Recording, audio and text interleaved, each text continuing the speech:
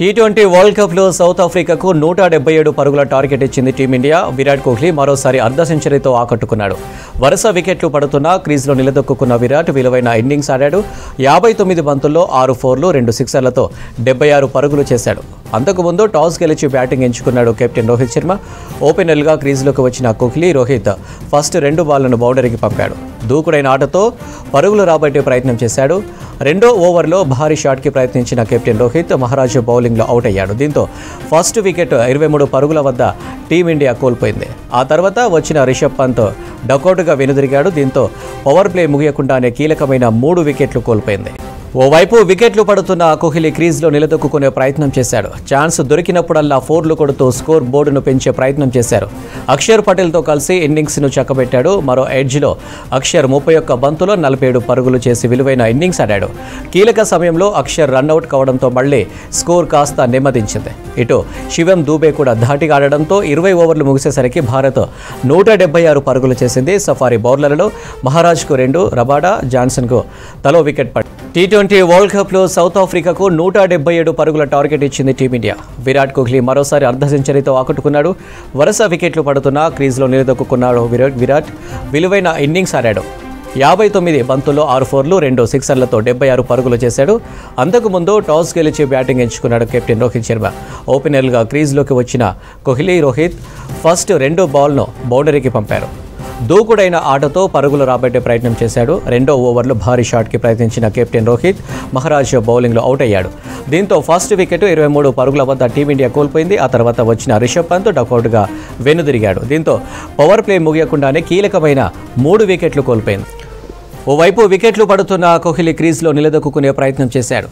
Chance దొరికినప్పుడల్లా ఫోర్లు కొడుతూ స్కోర్ బోర్డును పెంచే ప్రయత్నం చేశారు. అక్షర్ పటేల్తో కలిసి ఇన్నింగ్స్ను చక్కబెట్టాడు. మరో ఎడ్జ్లో అక్షర్ 31 బంతులో 47 పరుగులు చేసి విలువైన ఇన్నింగ్స్ ఆడాడు. కీలక సమయంలో అక్షర్ రన్అట్ కావడంతో మళ్లీ స్కోర్ కాస్త నెమ్మదించింది. ఇటు శివం దూబే కూడా ధాటిగా ఆడడంతో 20 ఓవర్లు ముగిసేసరికి భారత్ 176 పరుగులు చేసింది. సఫారీ బౌలర్లో మహారాజ్కు 2, రబాడా, జాన్స్కు తలో వికెట్ దక్కింది.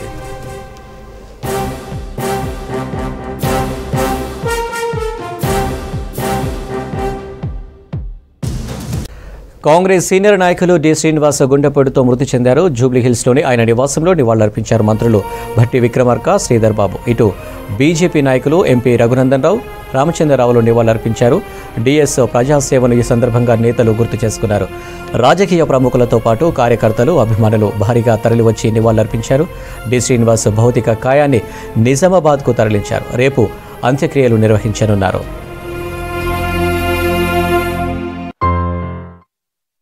పార్టీకి బలహీన వర్గాలకి తీరని లోటుగా మేమంతా భావిస్తూ ఉన్నాం. వారు ఎన్ఎస్యుఐ నాయకుడిగా, యువజన కాంగ్రెస్ నాయకుడిగా అంచెలంచెలుగా జీవితంలో ఎదుగుతూ ఆనాటి పెద్దలు రాజారాం గారి శిష్యుడిగా రాష్ట్ర కాంగ్రెస్కి అధ్యక్షులుగా కూడా పనిచేశారు. వారికి ఆత్మశాంతి చేకూరాలని రాష్ట్ర ప్రభుత్వం తరఫున కూడా ప్రత్యేకంగా తెలియజేస్తూ ఉన్నాం. కార్యకర్తలను, నాయకులందరినీ కూడా సమిష్టిగా ముందుకు నడపాలని వారి ఆలోచన ధోరణితో కాంగ్రెస్ పార్టీని అనేక సందర్భాలు ముందుకు నడిపిన మా నాయకులు డి శ్రీనివాస్ గారు, వారి కుటుంబ సభ్యులకు ఆ భగవంతుడు ధైర్యాన్ని కల్పించాలని, అదేవిధంగా రాష్ట్ర ప్రభుత్వం తరఫున అన్ని లాంఛనాలతో, ప్రభుత్వ లాంఛనాలతో కార్యక్రమాలు జరిపే బాధ్యత కాంగ్రెస్ పార్టీ, మా ప్రభుత్వందని. బడుగు బలహీన వర్గాల ఆశాజ్యోతే కాదు, అన్ని వర్గాల ప్రజలకు, నాలాంటి వారికి ఎన్ఎస్పీ యూత్ కాంగ్రెస్లో ఉన్నప్పుడు ప్రోత్సాహాన్ని ఇచ్చి నాలాంటి ఎంతోమందిని ఎమ్మెల్యేలు, ఎంపీలు కావటానికి అందరికి కూడా మాకు ఆశీర్వదించి మేము ఈ స్థాయిలో ఉన్నామంటే అందుకు ముఖ్య కారణం, అందులో ఒకరు డి శ్రీనివాస్ గారు. డి శ్రీనివాస్ గారు గొప్ప మనిషి. రిజర్వ్ బ్యాంకులో ఉద్యోగిగా ప్రస్థానం మొదలుపెట్టి రాష్ట్ర పిసిసి అధ్యక్షునిగా ఎదిగి తెలంగాణ రాష్ట్ర సాధనలో ప్రముఖ పాత్ర పోషించిన వ్యక్తి, తెలంగాణ కోసం తపన పడ్డ వ్యక్తి, అన్ని వర్గాలకు అందుబాటులో ఉండి జీవితాన్ని రాష్ట్ర ప్రయోజనాల కోసం అంకితం చేసినటువంటి వ్యక్తి. ఈ రోజున వారు లేకపోవడం దురదృష్టం. రాష్ట్రానికి తీరని లోటు. వారికి ఆత్మకు శాంతి కలగాలని కుటుంబ సభ్యులకు ప్రగాఢ సానుభూతి తెలియజేస్తాం.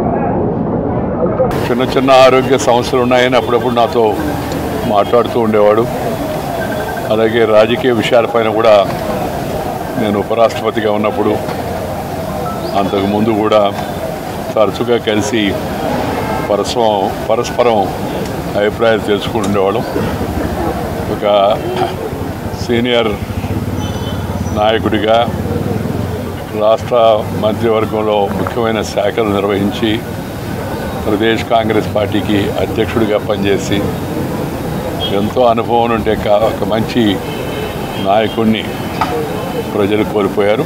అనేక మంది యువ నాయకులకి, కొత్త తరం నాయకులకి పార్టీలతో నిమిత్తం లేకుండా ఎంతోమందికి మార్గదర్శనం చేసి తెలంగాణ రాష్ట్ర సాధన కోసం జరిగినటువంటి పోరాటంలో తన వంతు కృషిని, తన వంతు సహకారాన్ని కాంగ్రెస్ పార్టీ నుంచి ఇప్పించి తెలంగాణ రాష్ట్ర సాధన కోసం ఆ బిల్లు పార్లమెంట్లో ప్రవేశపెట్టడం కోసం సహకరించినటువంటి ఆ మహనీయుడి మృతి పట్ల అశ్రు నివాళిని తెలియజేస్తూ, బయట సాధారణమైన ఒక రాజకీయ జీవితం గడుపుతున్న వారితో ఎప్పుడు కూడా ఒకే రకంగా ఉండేటువంటి వారు, విషయాల పట్ల ఒక స్పష్టమైన అవగాహన కలిగినటువంటి వ్యక్తి.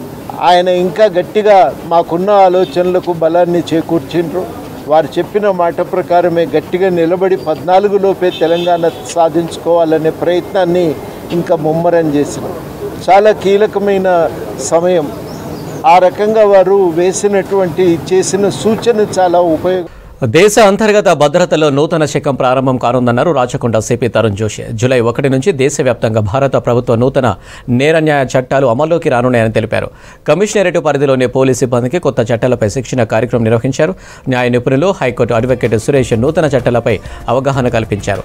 ఈ నూతన చట్టాల ద్వారా కేసుల దర్యాప్తు విధానాలు, విచారణ పద్ధతుల్లో మార్పు వస్తుందని తెలిపారు. ప్రజలకి మరింత సమర్థవంతంగా సత్వర సేవలు అందించే అవకాశం ఉంటుందని చెప్పారు.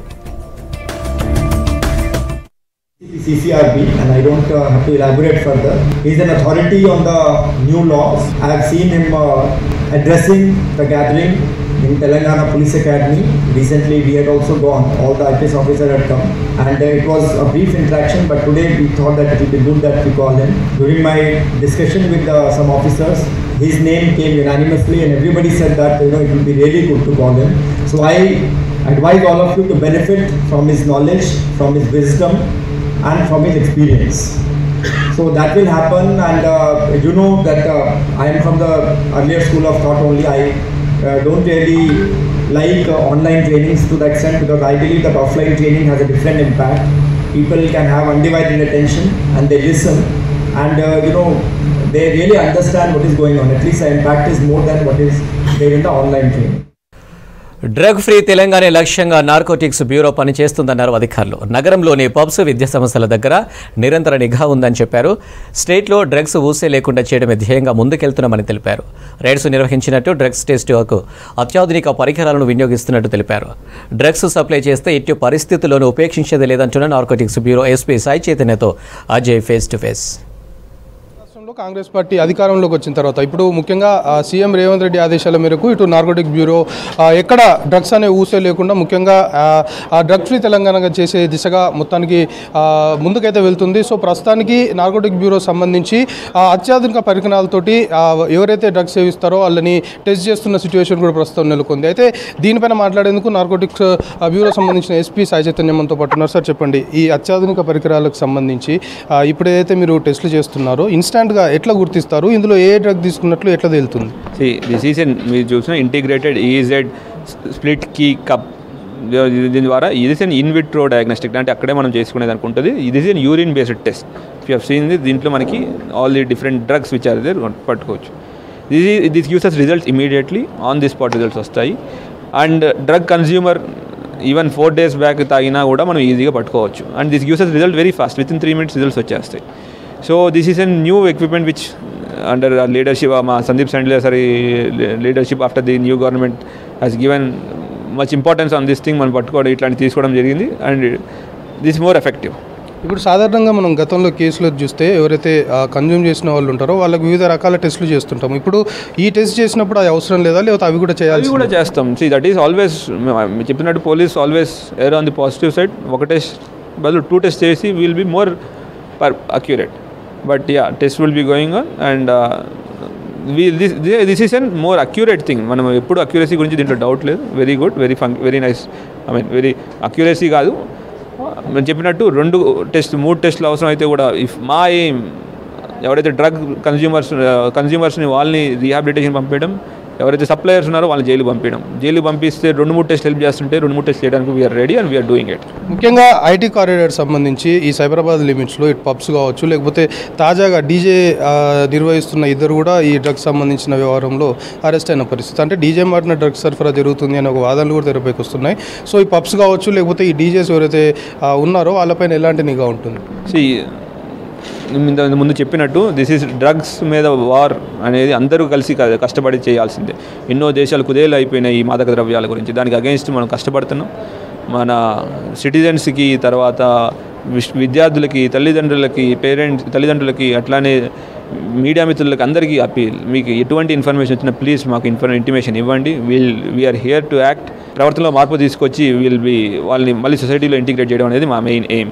సో అందరికీ మీకు if you have seen it మాది 8712671111 అనే స్పెషల్ నెంబర్ కూడా ఇవ్వడం జరిగింది. ఇన్ఫర్మేషన్ ఇవ్వడానికి ఇచ్చిన వాళ్ళకి అట్లానే కరెక్ట్ ఇన్ఫర్మేషన్ ఇస్తే వాళ్ళకి తగిన రివార్డు కూడా ఇవ్వడం జరుగుతుంది. ఈ యాంటీ డ్రగ్ కమిటీస్తో మళ్ళీ రీఎనర్జైజ్ చేయడం కంటిన్యూస్గా వాళ్ళ కమిటీస్ అండ్ అడ్మినిస్ట్రేషన్ అందరికీ చెప్తున్నాం దట్ జస్ట్ స్కూల్ లేదా కాలేజీలో పరిమితం కాకండి, బయట ఉన్న పాన్ షాపులు కానివ్వండి, నియర్ ప్లేసెస్లో కానివ్వండి, వీ షుడ్ హ్యావ్ ఇన్ఫర్మేషన్. మీరు తిరుగుతూ ఉండాలి. అట్లానే we had special concentration on all the education institutions, పెద్ద కాలేజెస్ కానివ్వండి, మిగతా వాటి మీద స్పెషల్ కాన్సన్ట్రేషన్ పెట్టాం. ఆ కాన్సన్ట్రేషన్లో బాగానే మాకు వచ్చింది. గ్యారంటీ ఎక్కడైతే ఎడ్యుకేషనల్ ఇన్స్టిట్యూషన్స్ ఉన్నాయో వాటి మీద స్పెషల్ ఫోకస్ ఉంది. ఎక్కడైతే అక్కడ అటువంటి ఇన్స్టిట్యూషన్స్ దగ్గర డ్రగ్స్ సప్లై చేసి పిల్లల భవిష్యత్తు చెడగొట్టాలని ప్రయత్నిస్తున్న వాళ్ళని మాత్రం గ్యారంటీ పట్టుకుని జైలు పంపించడం జరుగుతుంది. Thank you. ఇది మొత్తానికి నార్కోటిక్స్ బ్యూరో తెలంగాణకు సంబంధించి చాలా యాక్టివ్గా పనిచేస్తుంది. డ్రగ్స్ సంబంధించి ఊసే లేకుండా చేస్తాము. ముఖ్యంగా డ్రగ్స్ సంబంధించిన పెడ్లర్స్ ఎవరైతే ఉన్నారో డ్రగ్స్ సప్లై చేస్తే ఖచ్చితంగా చట్ట ప్రకారం చర్యలు తీసుకుంటామనేది పోలీస్ అధికారులు హెచ్చరిస్తున్నారు. కెమెరా పర్సన్ శ్రీనివాస్తో కలిసి అజయ్ V6 న్యూస్, హైదరాబాద్. కాకా వెంకటస్వామి అడుగుచాడలో నడుస్తూ పేదలకు ఎంపీ వంశీకృష్ణ సేవ చేయాలన్నారు మంత్రి శ్రీధరబాబు. మంచిర్యాల జిల్లా మందమరి మండలం క్యాతన్పల్లిలో పెద్దపల్లి ఎంపీ వంశీకృష్ణ ఆత్మీయ సమ్మేళన సభలో ముఖ్య అతిథిగా పాల్గొన్నారు మంత్రి శ్రీధరబాబు. 10 ఏళ్ల బీజేపీ నియంతృత్వానికి వ్యతిరేకంగా ప్రజలు తీర్పునిచ్చారన్నారు ఎంపీ వంశీకృష్ణ. తమపై తప్పుడు ప్రచారం చేస్తున్న యూట్యూబ్ ఛానల్స్పై పరువు నష్టం దావా వేస్తామన్నారు ఎమ్మెల్యే వివేక్ వెంకటస్వామి. పెద్దపల్లి పార్లమెంటుకు వివేక్ వెంకటస్వామి కుటుంబం పెద్ద దిక్కన్నారు ప్రభుత్వ విప్ వడ్లూరి లక్ష్మణ్. కార్యక్రమంలో జెడ్పీ చైర్పర్సన్ నల్లాల భాగ్యలక్ష్మి, మాజీ ఎమ్మెల్యే నల్లల ఓదేలు, మాజీ ఎమ్మెల్సీలు పాల్గొన్నారు.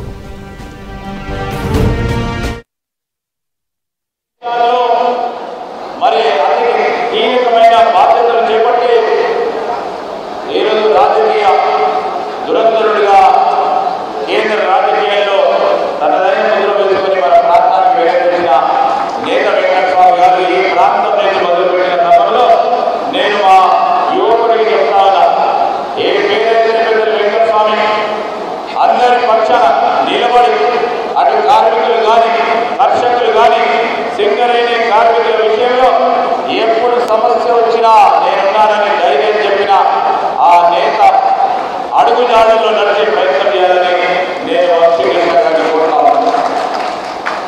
అదేవిధంగా పార్లమెంట్ సభ్యులుగా ఉన్నప్పుడు మా సోదరులు డాక్టర్ వివేక్ గారు కూడా 20 వరకు 5 సంవత్సరాల కాలంలో ఆ రోజు కొన్ని ఇబ్బందులు వచ్చినా తెలంగాణ రాష్ట్రం రావాలని అనేక సందర్భాల్లో పోరాడిన మీ ప్రస్తుత శాసనసభ్యులు డాక్టర్ వివేక్ గారు కొన్ని ఇబ్బందులు వచ్చిండొచ్చు, కొన్ని సమస్యలు వచ్చిండొచ్చు, కొన్ని సందర్భాల్లో ఒక ఆలోచన చేస్తుండొచ్చు.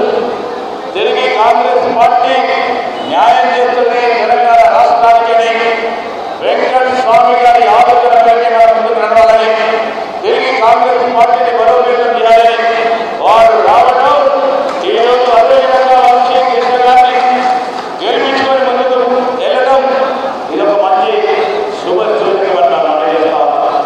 ఈ సందర్భంలో మీ అందరికీ మనం చేసేది ఒకటే, వచ్చి రాగానే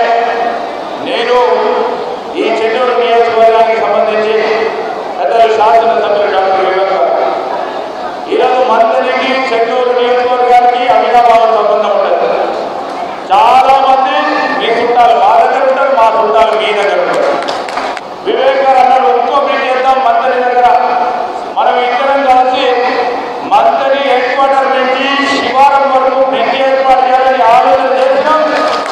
130 కోట్ల రూపాయలతో ఈరోజు మంత్రి నుంచి శివారం వరకు బ్రిడ్జ్ నిర్మాణ కార్యక్రమాలు అతి త్వరలో మొదలు పెట్టబోతున్నారు. మీరు పెద్దలు వివేక్ గారు ఈ రోజు ఇక్కడ వచ్చిన అంటే కేవలం మీ అందరి ప్రేమ అభిమానము కాక గారి మీద ఎట్లయితే మీరు ప్రేమ చూపించిండ్రో అదే ప్రేమ వివేక్ గారి మీద, దాని తర్వాత ఇప్పుడు ఈరోజు నా మీద చూపించినందుకు చాలా గర్వపడుతున్నాను. ఎందుకంటే మీ అందరూ తెలుసు గత 70 సంవత్సరాలు కాకా గారు చేసిన పనులన్నీ గుర్తు చేసుకొని మీరు ఈరోజు నాకు ఈరోజు ఆశీర్వాదం ఇచ్చినందుకు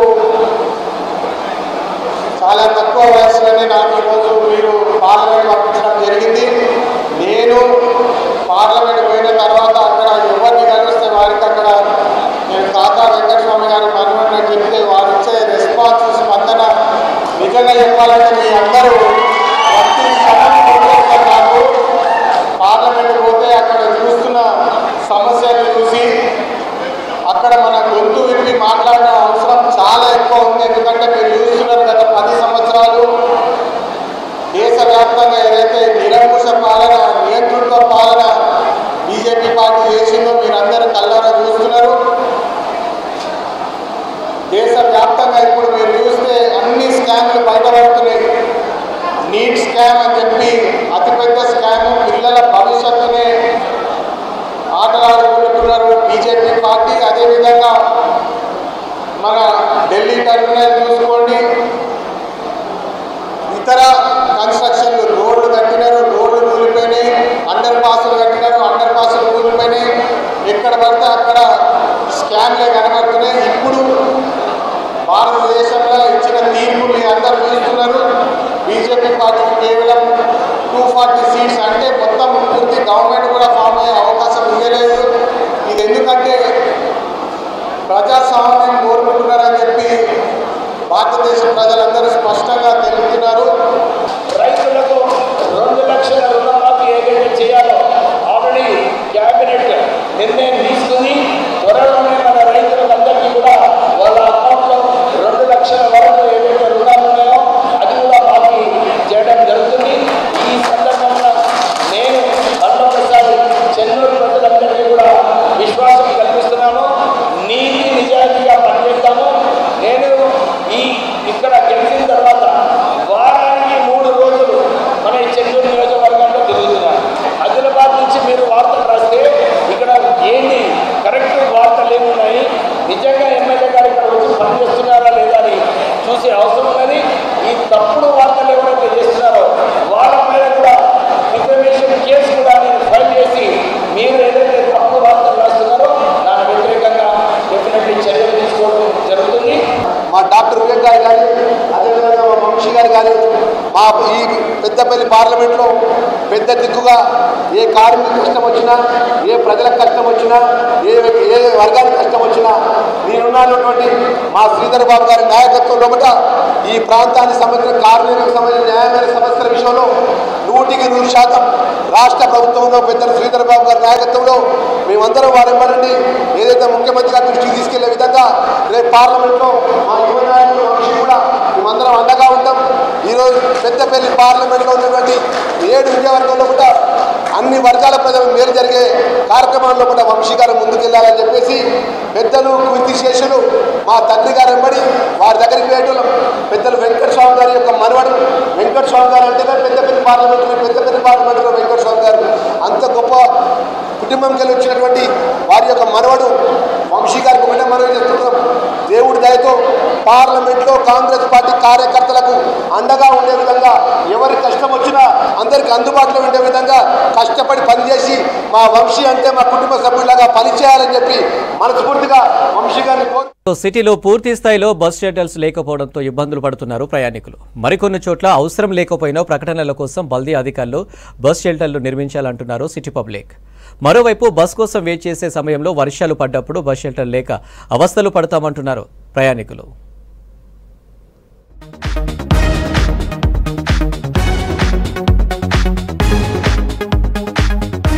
గ్రేటర్ హైదరాబాద్ లో అవసరమైన చాలా ప్రాంతాల్లో బస్ షెల్టర్లు లేవంటున్నారు ప్రయాణికులు. ఆఫీసులకు, కాలేజీలకు వెళ్లే వారితో పాటు సామాన్య జనం బస్సుల కోసం వెయిటింగ్ చేస్తూ ఉంటారు.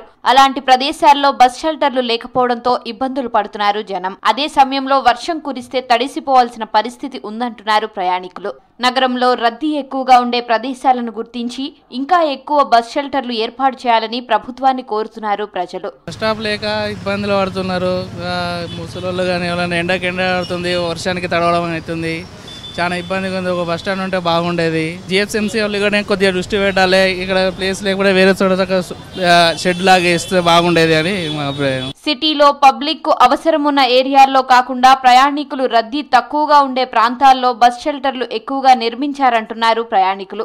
అయితే బల్దియా అధికారులు, యాడ్ ఏజెన్సీలతో కుమ్మక్కై అవసరం లేని చోట బస్ షెల్టర్లు నిర్మించారనే ఆరోపణలు వస్తున్నాయి. కేబీఆర్ పార్క్ మెయిన్ గేట్ నుంచి జూబ్లీహిల్స్ చెక్ పోస్ట్ కు వెళ్లే మార్గంలో ఇరువైపులా 11 బస్ షెల్టర్లు ఏర్పాటు చేశారు అధికారులు. ఎల్వి ప్రసాద్ హాస్పిటల్ దగ్గర నిలిపే బస్సులను చెక్ పోస్ట్ సమీపంలోని చౌరస్తా దగ్గర ఆపుతున్నారు. మధ్యలో నిర్మించిన షెల్టర్ల వద్ద బస్సులను ఆపడం లేదంటున్నారు ప్రయాణికులు. ఇక్కడ కూడా బోర్డ్స్ కానీ ఏవి లేవు. ఇక్కడ పబ్లిక్ కూడా చాలా తక్కువ వస్తారు. సో అన్ఫార్చునేట్లీ ఏంటంటే ఇన్ని బస్ స్టాప్స్ పెట్టడం కూడా కరెక్ట్ కాదని నా ఒపీనియన్. అయితే ఇప్పుడు ఉన్న ప్రస్తుతం ఛాలెంజ్ ఏంటంటే ఇప్పుడు నేను చదవగలుగుతాను. సో నేను ఏ బస్సు వస్తుంది ఏది అని చూసి ఎక్కగలుగుతాను. సో ఇప్పుడు మనం ఉన్న హైదరాబాద్ సిటీలో ఎట్లా అంటే మిక్స్డ్ క్రౌడ్ వస్తారు మనకి. సో అందరికీ సౌకర్యంగా ఉండాలంటే అట్లీస్ట్ మనకి ఏదైనా బోర్డు కానీ ఏదైనా ఉండాలి. ఇప్పుడు ఇట్లాంటి అడ్వర్టైజ్మెంట్స్ ఇవన్నీ ఉన్నాయి. మనీ ఏమైనా మేక్ చేస్తారేమో గవర్నమెంట్ నాకు తెలియదు, కానీ అట్లీస్ట్ మనకి ఇంతకుముందు లెక్క ఎట్లా అంటే ఒక కౌంటర్ ఉండేది, లేకపోతే ఒక బోర్డు ఉండేది, చూసి మనకి ఏ సైడ్ నుంచి ఏ బస్సు వెళ్తుంది అనేసి మనం చూసి వెయిట్ చేయొచ్చు. ఈ పొజిషన్లో బస్ స్టాప్ ఉంటే కరెక్టా కాదా అదొకటి చూడాలి. అనవసరమైన చోట స్పేస్ మనకు అవసరం లేకుండా బస్ స్టాప్ తీసేస్తే అక్కడ ఏంటంటే అవసరం ఉన్న చోట ఇప్పుడు ఇక్కడ హార్డ్లీ నాకు తెలిసి ఒక రోజు మొత్తం మనం చూస్తే ఒక 10 ప్యాసింజర్స్ కూడా రారు. ఇక్కడ దగ్గరలోనే మెట్రో ఉంది, అది తీసుకొని వెళ్ళిపోతారు. సో ఈ స్పేస్ వేరే దానికైనా వాడుకోవచ్చు. ఇదే నా ఒపీనియన్. నగరంలో చాలా చోట్ల బస్ షెల్టర్లు లేక ప్రయాణికులు ఇబ్బందులు పడుతున్నారు. పంజాగుట్ట నుంచి బంజారా హిల్స్ వెళ్లే మార్గంలో హిమాలయ బుక్ హౌస్ దగ్గర ఉన్న బస్ స్టాప్ ప్రయాణికులతో రద్దీగా ఉంటుంది. అక్కడ బస్ షెల్టర్ లేకపోవడంతో అవస్థలు పడుతున్నారు ప్రజలు. నారాయణగూడ ఏఐటియుసి సమీపంలో బస్ స్టాప్ షెల్టర్ లేకపోవడంతో వర్షాలు పడితే ఇబ్బందులు పడుతున్నామంటున్నారు. చందానగర్ గంగారంలోని నిరూప్ దగ్గర బస్ షెల్టర్ లేదు. సిటీలోని అనేక ప్రాంతాల్లో బస్ షెల్టర్ల కొరత ఉందని, వీటిపై జిహెచ్ఎంసీ అధికారులు దృష్టి పెట్టాలంటున్నారు జనం. ఇప్పుడు ఏంటంటే ఉన్న దగ్గరనే దాదాపు 2-3 బస్ స్టాప్లు, 4-5 బస్ స్టాప్లు, బస్ షెల్టర్లు ఉంటున్నాయి. బట్ లేని దగ్గర బస్ స్టాప్ లేని పరిస్థితి ఉంది. సో దానివల్ల ఏంటంటే సిటీ ప్రజలు ఇబ్బంది పడుతూ ఉన్నారు. అంటే ప్రయాణికులు ఎవరైతే ఉన్నారో వాళ్ళు ఇబ్బంది పడుతున్నారు. పంజాగుట్ట సర్కిల్ ఇది మెయిన్ ఇంపార్టెంట్. సో ప్రజలకు ఇక్కడ బస్ స్టాప్ లేకపోవడం వల్ల చాలా ఇబ్బంది పడుతున్నారు. మెయిన్ ఇక్కడ హిమాలయ బుక్ వరల్డ్ ఉంది. వాళ్ళకు ఇప్పుడు కార్స్ పార్కింగ్ ఆగుతున్నాయి కంప్లీట్గా. ఇప్పుడు వచ్చేవాళ్ళు ఇక్కడ ఉండడానికి వీలు లేకుండా ఉంది. అదే వర్షం పడితే అక్కడికి వెళ్ళి దాని కింద దేని కిందనో ఉండాల్సిన పరిస్థితి వచ్చింది. సో ఇక్కడ ఏంటంటే జిహెచ్ఎంసీ అధికారులు ఆలోచించి మరి ఇక్కడ బస్సు షెల్టర్ ఏర్పాటు చేయడం ప్రజలకు ఇబ్బంది లేకుండా ఉంటుంది. సీజన్ వస్తుంది కదా, rainy season. So bus stop ఉంటే బెటరు. వర్షాకాలం ఇదంతా వాటర్తో నిండిపోయి ఉంటుంది. ఎట్లుంటుంది చెప్పండి. అన్వాంటెడ్ ఏరియాలో చాలా బస్ స్టాప్ 5-6 అట్లా ఉంటుంది కదా. ఇక్కడ ఒక్క బస్ స్టాప్ కూడా లేకపోవడం మంచిగా లేదు. నేను అమీర్పేట్కి డైలీ వెళ్ళేవాడిని. అయితే కోచింగ్ సెంటర్ తీసుకుంటున్నా ఇప్పుడు ప్రజెంట్గా. ఇక్కడ బస్సు షెల్టర్ లేదు. రోజు సాయంత్రం నుంచి వెళ్తా 4:30 నుంచి. వర్షం పడ్డప్పుడు కానీ మధ్యాహ్నం కొంచెం ఎండలు ఉన్నప్పుడు చాలా ఇబ్బంది అవుతుంది మాకు. చాలా మటుకం ఇక్కడ ఫ్లెక్సీలు అవన్నీ వేస్ట్గా వేస్తున్నారు, కానీ బస్ షెల్టర్ వేయడం లేదు. మాకు చాలా ఇబ్బంది అవుతుంది. వర్షం పడ్డా కూడా ఇక్కడ నిలబడాల్సి వస్తుంది, బాగా తడవాల్సి వస్తుంది. సిటీలో బస్ షెల్టర్లు ఉన్న చోట యాడ్స్ తో నింపేయకుండా ఆ రూట్ లో వెళ్లే బస్సుల వివరాలు తెలిపేలా బోర్డులు ఏర్పాటు చేయాలంటున్నారు ప్రయాణికులు. సిటీలో ప్రజల ఇబ్బందులను దృష్టిలో పెట్టుకుని కొత్త బస్ షెల్టర్లు నిర్మించాలని కోరుతున్నారు.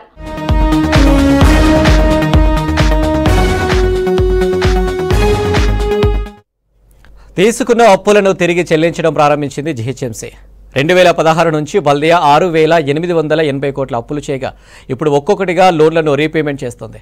కొత్త ప్రభుత్వం వచ్చినప్పటి నుంచి ఇప్పటి వరకు 320 కోట్ల రూపాయల అప్పును తీర్చింది. ప్రతి నెల దాదాపుగా 45 కోట్ల మితి కడుతూ అనేక ఆర్థిక ఇబ్బందులు పడుతుంది జీహెచ్ఎంసీ.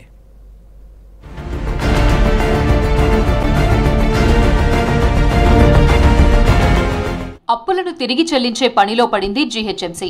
బీఆర్ఎస్ హయాంలో 2016 నుంచి గతేడాది వరకు 6,880 కోట్లు అప్పులు చేసింది. ఇదివరకు చేసిన అప్పులు తప్ప కొత్తగా నయా పైసా అప్పు పుట్టని పరిస్థితి ఏర్పడింది. కొత్త అప్పు పుట్టకపోవడంతో పాటు ప్రస్తుత కాంగ్రెస్ ప్రభుత్వం లోన్లు తిరిగి చెల్లించాల్సి వచ్చింది. గ్రేటర్లో చేపట్టిన పనులకు గత ప్రభుత్వం నిధులు ఇవ్వకుండా ఇన్ని అప్పులు చేయడంతో కోట్ల రూపాయల భారం బల్దియాపై పడింది. ఇప్పటికే ఈ అప్పుకు సంబంధించి ప్రతి నెల 45 కోట్ల వడ్డీని జీహెచ్ఎంసీ చెల్లిస్తోంది.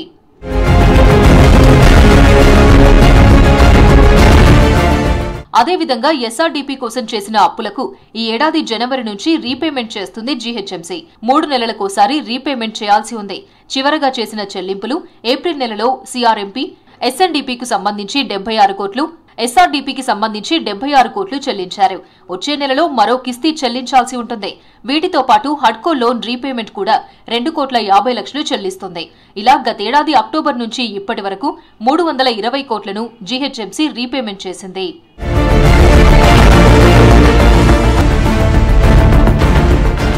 షెడ్యూల్ ప్రకారం తిరిగి చెల్లిస్తే 2032 నాటికి జీహెచ్ఎంసీ అప్పుల్లోంచి బయటపడే అవకాశం ఉంది. అంతకు ముందు అప్పుల్లోంచి గట్టెక్కాలంటే కేంద్ర రాష్ట్ర ప్రభుత్వాలు ప్రత్యేకంగా నిధులు అందజేసి ఆదుకునేవి. 2016 వరకు జీహెచ్ఎంసీ మిగులు నిధులతో ఉండేది. ఈ నిధుల ద్వారా వడ్డీ కూడా బల్దియా ఖజానాకు వచ్చేది. కానీ ప్రత్యేక రాష్ట్రం ఏర్పడిన తర్వాత బీఆర్ఎస్ ప్రభుత్వం జీహెచ్ఎంసీని పట్టించుకోలేదు. పైగా గ్రేటర్ అభివృద్ధి తమ వల్లే సాధ్యమైందని ఎన్నికల సమయంలో చెప్పారు. కానీ చేసిన అప్పుల విషయాన్ని ప్రజలకు చెప్పలేదు. నగరంలో కొత్తగా నిర్మించిన ఫ్లైఓవర్ల కోసమే 4,250 కోట్లు అప్పులు చేసింది గత బీఆర్ఎస్ ప్రభుత్వం. ఇలా అప్పులు చేసి నగరంలో అభివృద్ధి పనులు చేశారే తప్ప ప్రభుత్వం నుంచి నిధులు మాత్రం ఇవ్వలేదు.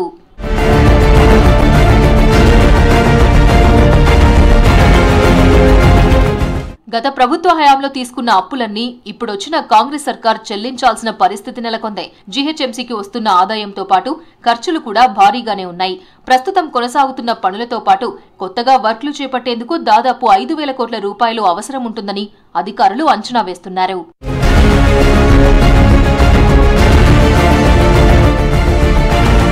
రాష్ట్రంలోని ప్రతి ఒక్కరికి యోగా ద్వారా వచ్చే ప్రశాంతత, ఆనందాన్ని అందించడానికి హైదరాబాద్ రియలైజేషన్ టూర్ నిర్వహిస్తున్నారు సహజ యోగ నిర్వాహకులు. హైదరాబాద్ కాచిగూడ నుంచి నిజాం కాలేజీ వరకు పెద్ద ఎత్తున ర్యాలీ నిర్వహించారు. సహజ యోగా ద్వారా వచ్చే అన్ని రకాల ప్రయోజనాలను ప్రజలకు వివరించారు రాష్ట్ర కమిటీ అధ్యక్షులు గౌరకృష్ణ. 3 రోజుల పాటు నిజాం కాలేజ్ గ్రౌండ్లో కార్యక్రమం నిర్వహిస్తున్నామని, సహజ యోగపై ఆసక్తి ఉన్నవారు హాజరు కావాలని కోరారు.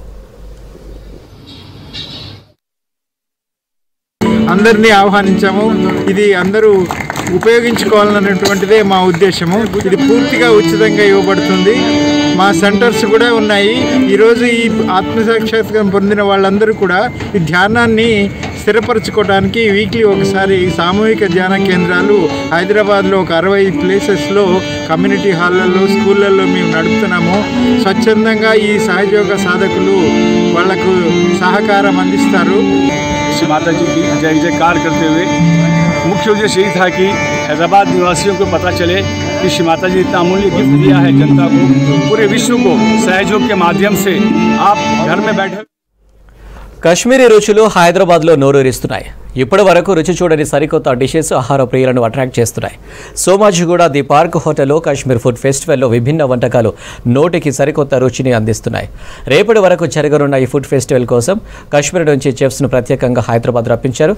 కాశ్మీర్ పండిట్ వంటకాల్లో టమాటా, వెల్లుల్లి, ఉల్లిని ఉపయోగించారని తెలిపారు కాశ్మీరీ చెఫ్ రాహుల్ వాలి. అలాంటి కాశ్మీర్ వంటకాలను హైదరాబాద్లకి అందిస్తున్నామని తెలిపారు. ఇక భోజన ప్రియులను ఆకట్టుకున్న కాశ్మీర్ వంటకాలు, కాశ్మీర్ ఫుడ్ ఫెస్టివల్పై మరింత సమాచారం హరిత అందిస్తారు. హైదరాబాద్ అంటే అందరికీ టక్కున గుర్తొచ్చేది దమ్ బిర్యానీ. అయితే రెగ్యులర్ ఫుడ్ ఇక్కడ ట్రై చేసే వాళ్ళకి హైదరాబాద్ అనగానే అందరికీ టక్కున గుర్తొచ్చేది బిర్యానీ. అయితే బిర్యానీతో పాటు రకరకాల ఫుడ్స్ ఈ మధ్యకాలంలో అందరినీ ఆకట్టుకుంటున్నాయి. ప్రజెంట్ హైదరాబాద్లో దొరికే ఫుడ్డే కాకుండా బయట రాష్ట్రాల నుంచి కూడా ఇక్కడ ఫుడ్ ఫెస్టివల్ నిర్వహిస్తున్నారు. ప్రజెంట్ మనం సోమాజిగూడలోని ఒక స్టార్ హోటల్లో ఉన్నాం. ఇక్కడ కాశ్మీరీ పండిట్ ఫుడ్ ఫెస్టివల్ కొనసాగుతుంది. దాని డీటెయిల్స్ ఏంటి, ఎలాంటి ఫుడ్స్ ఉన్నాయి, కంప్లీట్ డీటెయిల్స్ తెలుసుకుందాం. హైదరాబాద్లో గల్లీ ఫుడ్ నుంచి స్టార్ రెస్టారెంట్స్ వరకు కూడా అన్ని రకాల ఫుడ్స్, చాలామంది డిఫరెంట్ ఫుడ్స్ని అయితే టేస్ట్ చేస్తుంటారు. ప్రజెంట్ మనం పార్క్ హోటల్లో ఉన్నాము. ఇక్కడ కాశ్మీరీ పండిట్ ఫుడ్ ఫెస్టివల్ కొనసాగుతుంది. అయితే దీనికి సంబంధించిన డీటెయిల్స్ మనతో మాట్లాడడానికి హోటల్ నుంచి షెఫ్ సత్య ఉన్నారు. హాయ్ అండి. అండ్ హైదరాబాద్ అంటే known for food, any food ఇక్కడ దొరుకుతుంది. అండ్ ముఖ్యంగా ఈ కాశ్మీరీ ఫుడ్ ఫెస్టివల్ ఎందుకు కండక్ట్ చేస్తున్నారు? హైదరాబాదీ అనేది మనకు చాలా మటుకు మసాలా కానీ స్పైసెస్ కానీ మనం ఉప్పు కారం తినడం కానీ అది కరెక్ట్ ఉండదు. కానీ కాశ్మీరీ పండిత్ ఫుడ్ తీయడానికి ఒక డిఫరెంట్ ఎక్స్పీరియన్స్ మన హైదరాబాదీ గెస్ట్కి, మాకున్న రెగ్యులర్ కస్టమర్స్కి, రూమ్ గెస్ట్కి, వీళ్ళందరికీ కొద్దిగా డిఫరెంట్గా చేద్దాము, ఏం చేస్తే బాగుంటుంది అన్నప్పుడు వాజ్వాన్ అనేది రెగ్యులర్గా కాశ్మీరీ ఫుడ్ ప్రమోషన్ అనేది సిటీలో జరిగినాయి.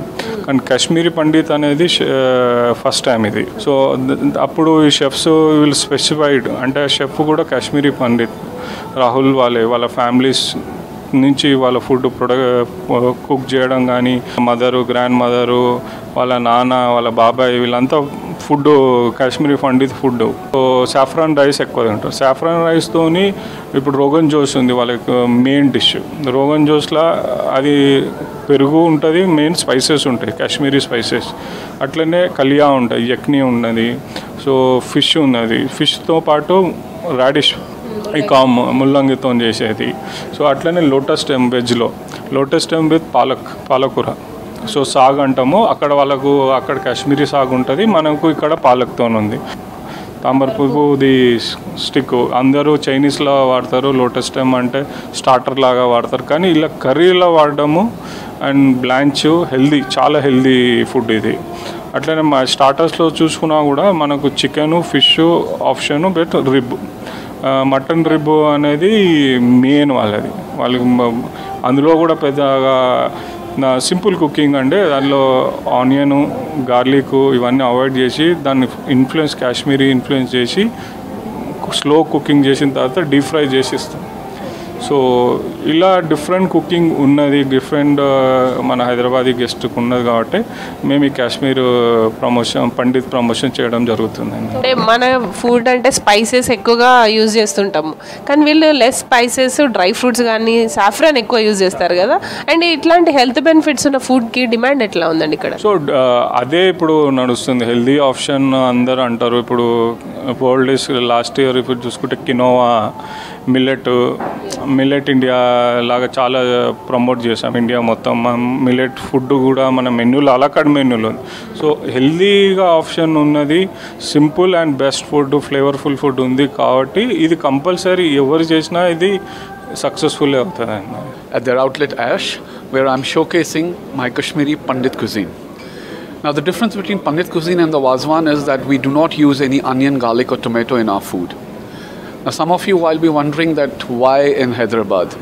I think because first time this Kashmiri Pandit cuisine is coming to Hyderabad, nobody else has done this before. So I thought why not to take this opportunity, and the park management and Chef Satya was very kind to allow us to have the event here. So it's been a very fruitful event, and I'm happy to see rather that the clients are happy and they're enjoying the uniqueness of the cuisine. Our classic dishes are Rogan Josh, and non-veg we are making tsermas. Tsermas is a kofta which is stuffed with apricots in it.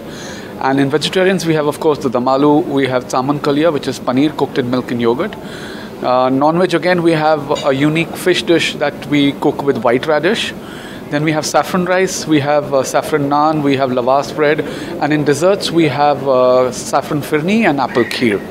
To end it all, we have the classic Kashmiri kahwa green tea, which is very medicinal value and helps in digestion. So on and all, it's been a great experience in Ayash, Hyderabad. And we are here at the park, Hyderabad. We have got Kosu Sal, that is a Kashmiri Pandit cuisine we are doing over here in Ash.